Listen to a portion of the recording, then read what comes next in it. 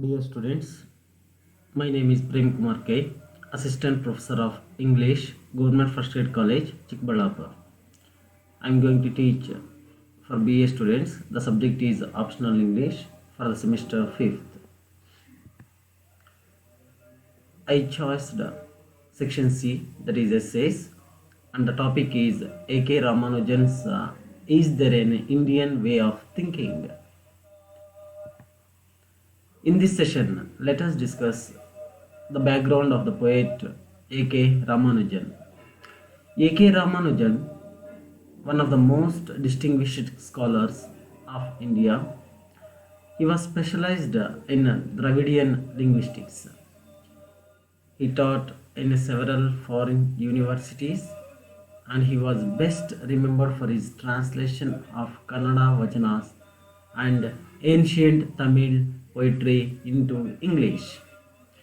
Basavana's Vachanas and Tamil Vaishnavite saint Nammalvar's poetry are his outstanding works which captured Western imagination. Examination of the title. First question. Is there an Indian way of thinking? There was an Indian way of thinking. There isn't anymore. If one wants to learn about Indian way of thinking, one should not go to modern day scientified Indians. One should go to the Pandits and Vaidika's old texts.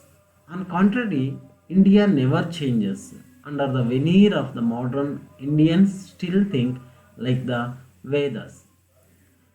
Here, the poet is questioning that is there an Indian way of thinking? But there was, but now it is not anymore.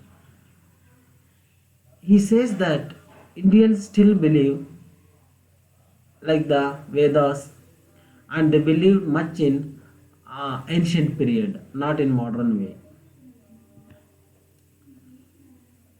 Here is a question. Is there an Indian way of thinking? The second question elicits answers like these. There is no single way of thinking. There are great and little traditions, ancient and modern, rural and urban, classical and folk. These are many ways of thinking, not a single way. And each language, caste and region has its special world view. So, under the apparent means clear diversity, there is really a unity of viewpoint.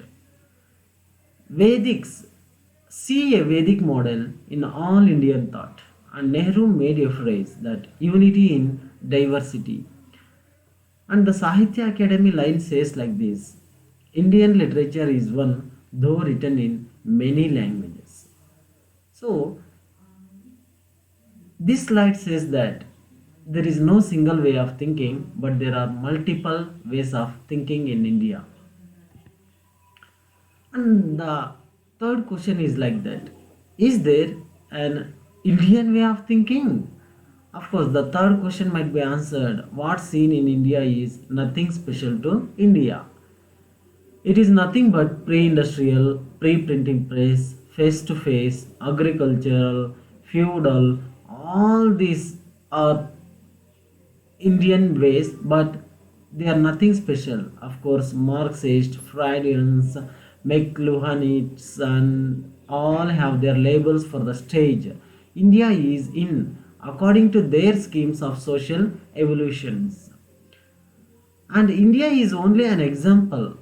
Others would argue the uniqueness of an Indian way and how it turns all things, especially rivals and enemies, into itself.